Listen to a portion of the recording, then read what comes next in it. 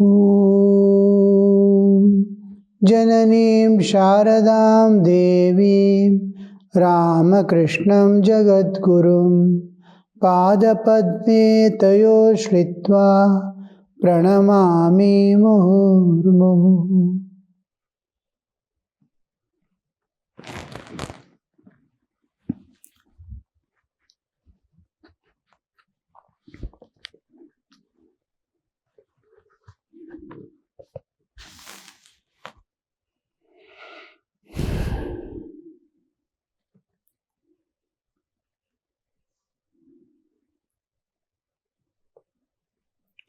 God has been described in the Vedas as both with attitudes and without.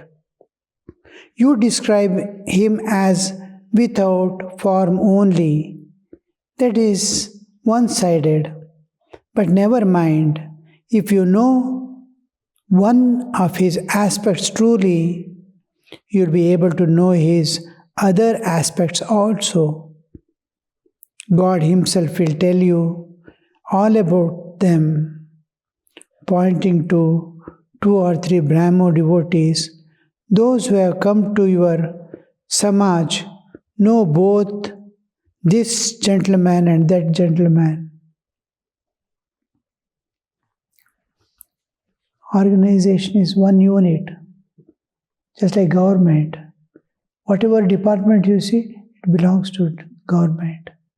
You have seen one department, another department, or a ocean. You have seen from one shore, seeing from the other shore. Same ocean you are seeing. Different aspects, different ways of seeing, different pictures you get of the same ocean. If you see from suppose the land has gone round, and suppose the same ocean which we circle our India, one ocean is covering whole of the one side. If you stand, you see the sunset. It's entirely different. You can never see the sunrise there on the west coast. If you come to the east coast, same ocean on the other side. If you come to the east coast, you can see the sunrise and not sunset. Same ocean you are seeing in sunset and sunrise, different aspects of the same ocean. Vijay still belonged to the Sadharan Brahmo Samaj. He was salaried preacher of that organization, but could not obey all its rules and regulations. He mixed with those who believed in God with form. This was creating a misunderstanding between him and Brahmo authorities. Many Brahmos disapproved of his conduct. The master suddenly looked at Vijay and began to talk to him. The heart is different from intellect. Intellect may design something, heart may not accept. A painter, he wants to paint something which is within him. He wants a particular aspect to be brought out. How many times he tries to bring out that aspect and he fails. Again takes a new paper. Oh, it is not good, it is not good, it is not what I wanted. Finally he arrives at the right picture.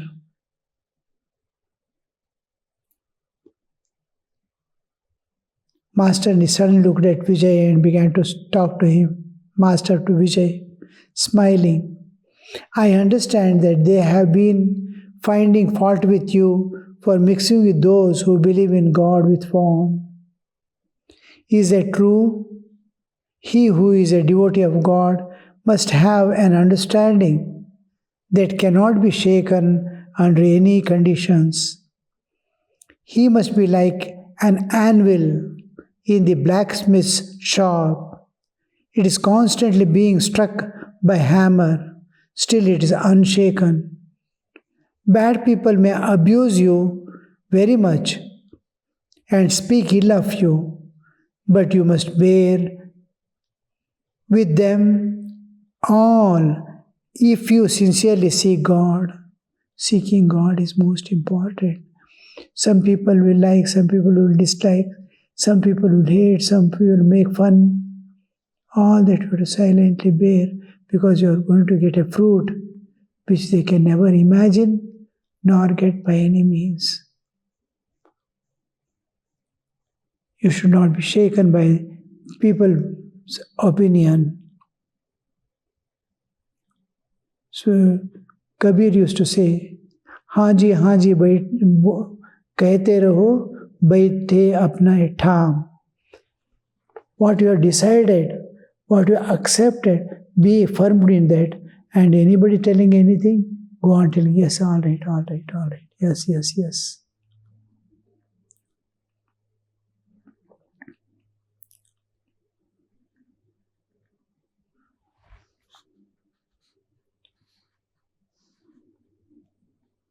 Shaken under any condition. He must be like anvil in the blacksmith's shop, being constantly hammered and unshaken. Bad people may abuse and speak ill. Don't bother. Is not it possible to think of God in the midst of the wicked? Just think of the rishis of ancient time. They used to meditate on God in the forest, surrounded on all sides by tigers, bears, and other ferocious beasts. Wicked men have their nature of tigers and bears. They will pursue you to do you an injury.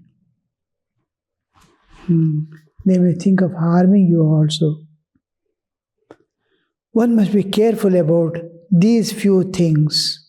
First, an influential man who has much money and many men under his control. He can injure you if he wants. You must be careful while talking to him. Perhaps you may have to approve what he says. Second, a dog. When a dog chases you or barks at you, you must stand still. Talk to it gently and pacify it. Third, a bull. If it runs after you with lowered horns, you must calm it with a gentle voice. Fourth, a drunkard. If you rouse his anger, he will abuse you, naming 14 generations of your family. You should say to him, "Hello uncle, how are you?"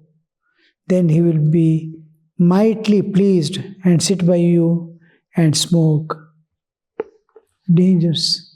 You see, 3 things usually shake us. One, the environment around. Situations of life. This will shake us. Suppose somebody has met with an accident, my own child, how I'll be shaken. In these conditions, you must remain yourself calm. We have duties to do, run and act, but inner peace, inner joy, inner freedom must not be affected. Similarly, people around, they don't keep quiet. Something or the other, they'll be doing mischief. They'll talk something and go away. We'll be weeping the whole day. These things should not affect. Because his words has no meaning at all. If he gives a certificate that you are a doctor, will it have any value? No. If he says he is a bad man, also it doesn't matter. Because we spiritual people, spiritually, who is seeking spiritual enlightenment, they don't have time shortage. Life is so short. He has to finish. He has no time to give mind to these things. He has to just push them aside and walk. Otherwise, time and energy wasted within ourselves.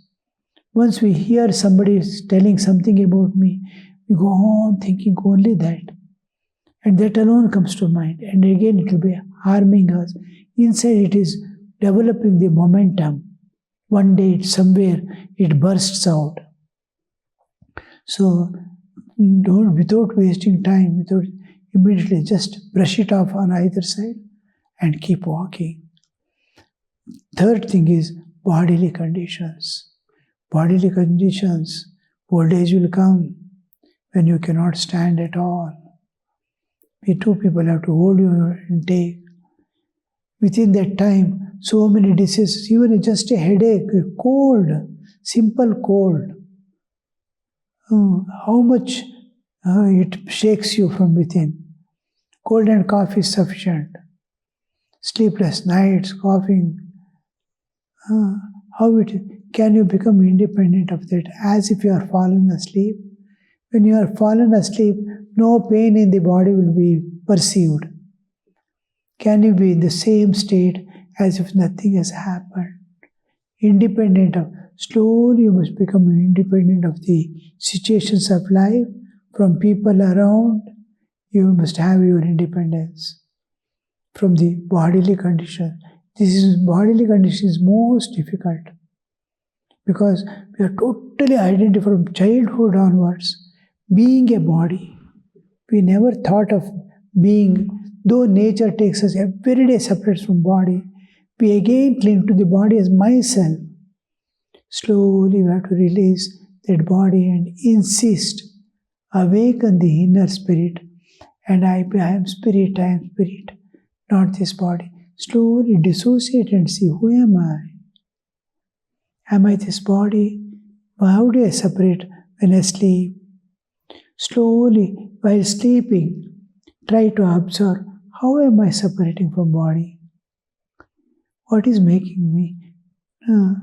The exact version. Where does it disconnect? Where is this? Just a clutch. Engine keeps running. If you press the clutch, vehicle will not move. Like that. Let the engine move. You hold the clutch. Like that. Can you separate yourself from the bodily? Slowly we have to grow. Again and again insist, Aham Brahmasmi, Mano Buddhyankari Chittani Naham. Again, try to experience it, visualize it, simulate it. Simulation. Simulation is a process as if it is happening in front of you actually. While teaching the flight, taking over aeroplanes and while teaching it, for many, many months, you will be made to simulate. You will be made to sit in a cockpit exactly as if you are in the plane flying. Same flying experience comes. The vehicle will be just moving and scenes will be constantly changing in front of you. And you are as if when the scenes are going very fast behind, you feel like you are going at a very high speed. This is simulation. And suddenly you see that the changes are taking place. What to do, what not to do in that situation. As if plane is falling down.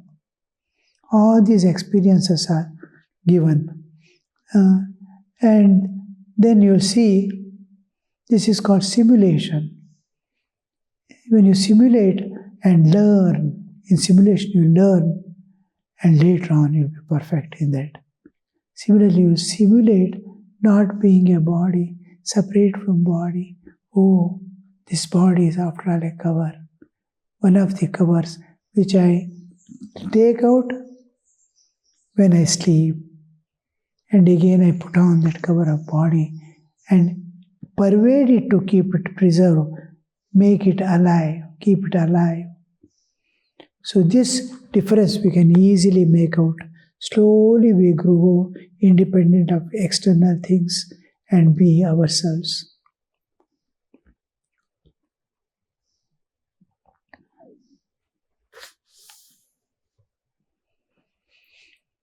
In presence of a wicked man, I become alert. In presence of a wicked person, I become alert. If such a man asks me whether I have a pipe for smoking, I say yes, I have. Some people have the nature of a snake. They will bite you without warning. You have to discriminate a great deal in order to avoid the bite. Otherwise, your passion will be stirred up to such an extent that you will feel like doing injury in return. How the mind psychology works, you see. See a person, you feel like you have to harm him because he is trying to harm. It is nature responding to nature. He is a bad man, so his intentions are always bad. So when you come in contact, you will feel like harming him. Independent of you, your nature. You feel like doing injury in return. The companionship of a holy man is greatly needed now and then. It enables one to discriminate between the real and unreal. This nature responding to nature. One king will be going to see his own kingdom, how people are. He's on the elephant and going street by street to look at the people.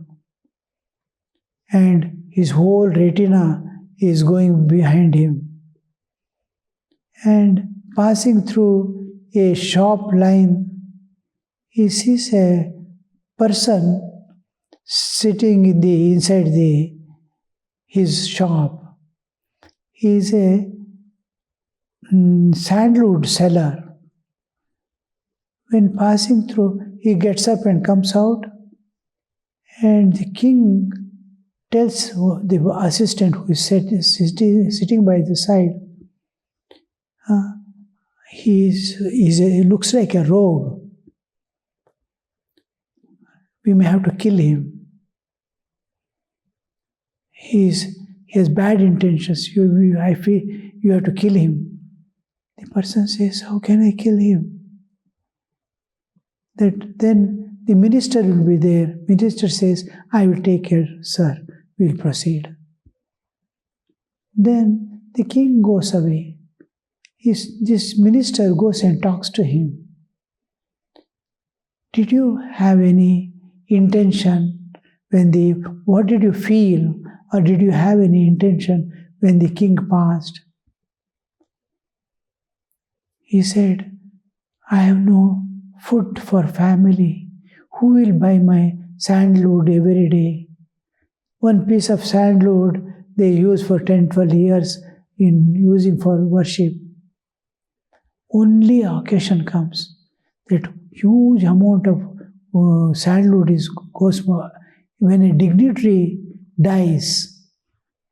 So when I saw the king, a old king, I thought the day he dies, I will have sumptuous food in my house.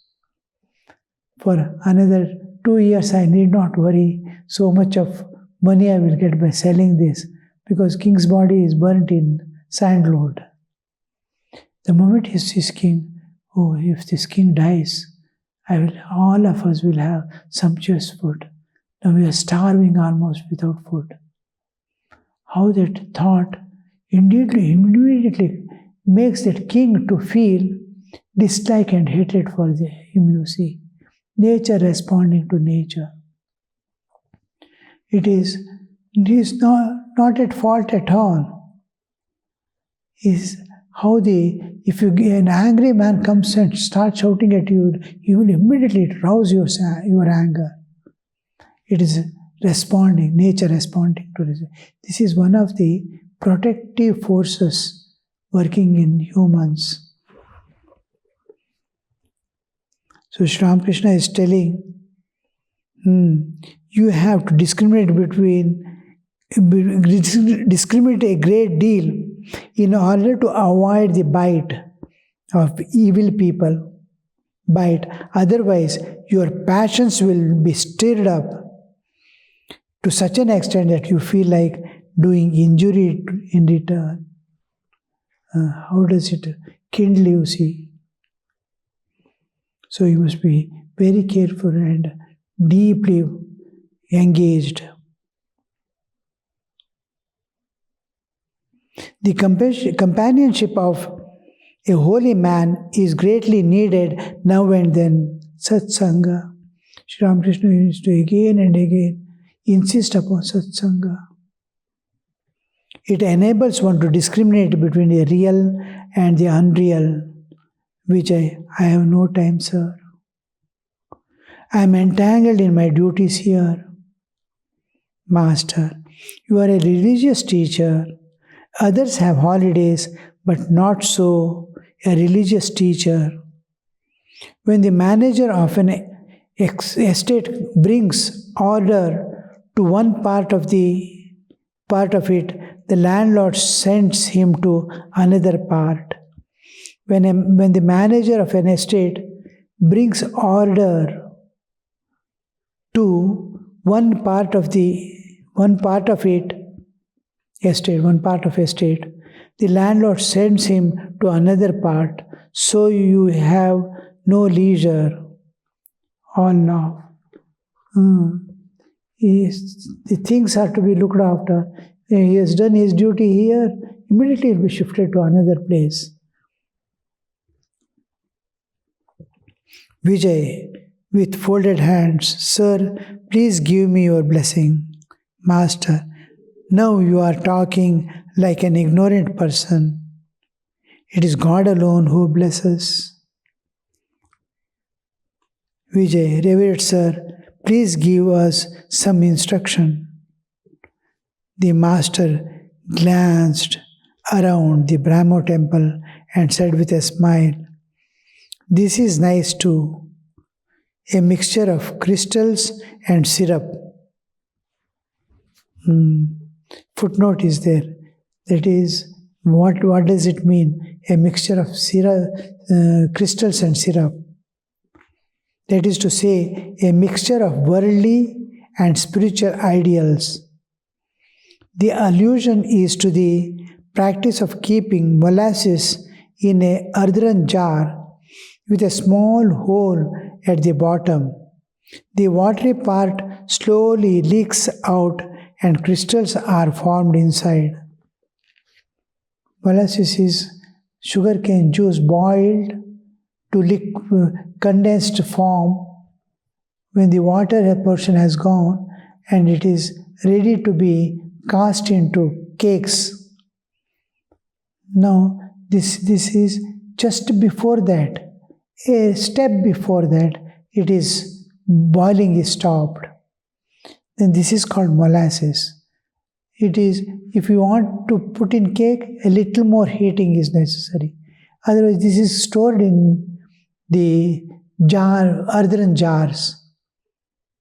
It is just a thick syrup of sugar juice. That is just like sugar, just like jaggery, liquid jaggery as if it is. It is if we want liquid jaggery, we put the jaggery, put water and boil a little, very little water, then you will get a paste like. Similarly, if without making it cake also, it will be the tastes differ. After making cake and bringing it to liquid form, and liquid form directly at the end before putting into cake, its tastes are different. So this is used, but it will have small crystals formed inside. Beautiful crystals, sweetness. Now for that sake, a small or a porous. Other than if you keep, the water portion dries up through the pores and it will be left with crystals form inside.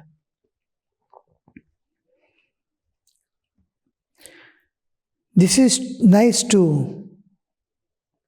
A mixture of crystals and syrup. There are symbols and there is syrup too.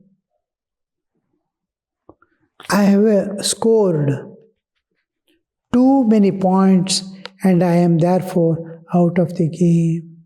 All love.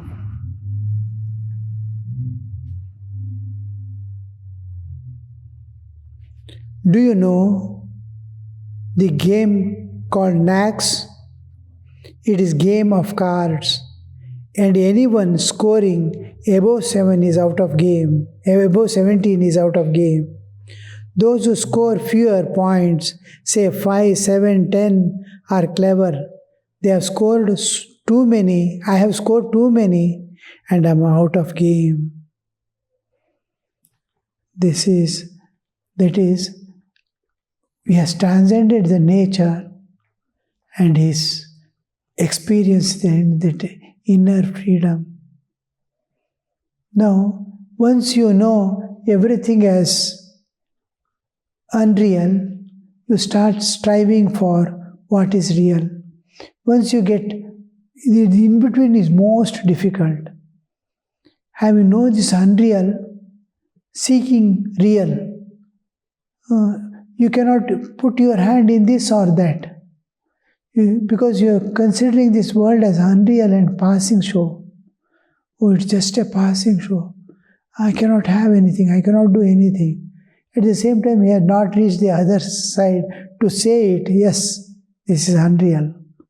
He understands. He experiences little by little, and he is not able to hold that properly.